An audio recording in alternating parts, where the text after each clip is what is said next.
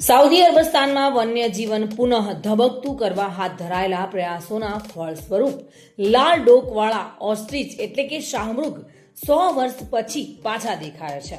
એક સમય અરબસ્તાનના શાયરો અને રોમન વિદ્વાનો જેનું વર્ણન કરતા થાકતા ન હતા, તેની સંખ્યા છેલ્લા કેટલાય દાયકાઓમાં સતત ઘટતી જતી હતી. તેનું મુખ્ય કારણ તેનો થઈ રહેલો શિકાર અને બીજું કારણ પર્યાવરણમાં થયેલો ફેરફાર પણ ગણવામાં આવે છે.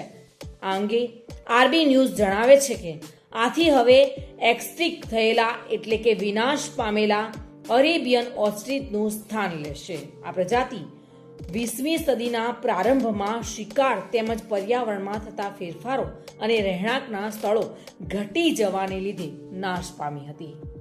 ક્રાઉન પ્રિન્સ મોહમ્મદ બિન સલમાન પર્યાવરણ પ્રેમી છે, તેમજ વિવિધ પ્રજાતિઓ તેઓના રાજ્યમાં વિકસે તે જોવા આતુર છે. તેઓ આ પ્રજાતિઓને સઉદી અરબસ્તાનની સાંસ્કૃતિક વિરાસત માને છે. આ રેડ નેક્ડ ઓસ્ટ્રીચને પ્રિન્સે આશ્રય આપ્યો અને તે પૂર્વે 2024માં પર્શિયન ઓનેગરને તેઓએ અરબસ્તાનમાં વસાવ્યા હતા. તે પણ 100 વર્ષ પછી રણની જીવસૃષ્ટિ બચાવી તેને વિકસાવવાની પરિયોજના national centre for wild life અને રોયલ રિઝર્વ ઓથોરિટીઝે સાથે મળીને ઘડી છે.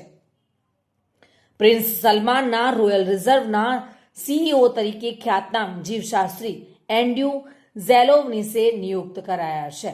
તેઓ કહે છે કે આ રીતે વિવિધ પ્રજાતિઓને બચાવી રણ વિસ્તારને આઇકોનિક સ્પીસીઝ થી હર્યો ભર્યો રાખવાનો અમારો પ્રયત્ન છે. તેમાં ક્રાઉન પ્રિન્સની પૂરેપૂરી સહાય છે.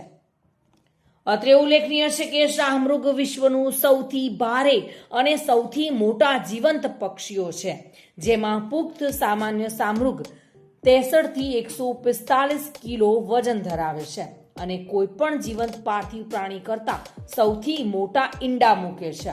આ પક્ષી 70 કિલોમીટર પ્રતિ કલાક સુધી દોડવાની ગતિ સાથે તેઓ સૌથી ઝડપી ભૂમિ પક્ષીઓ છે, પણ તે પોતાના આ વજનને કારણે હવામાં ઉડી શકતા નથી.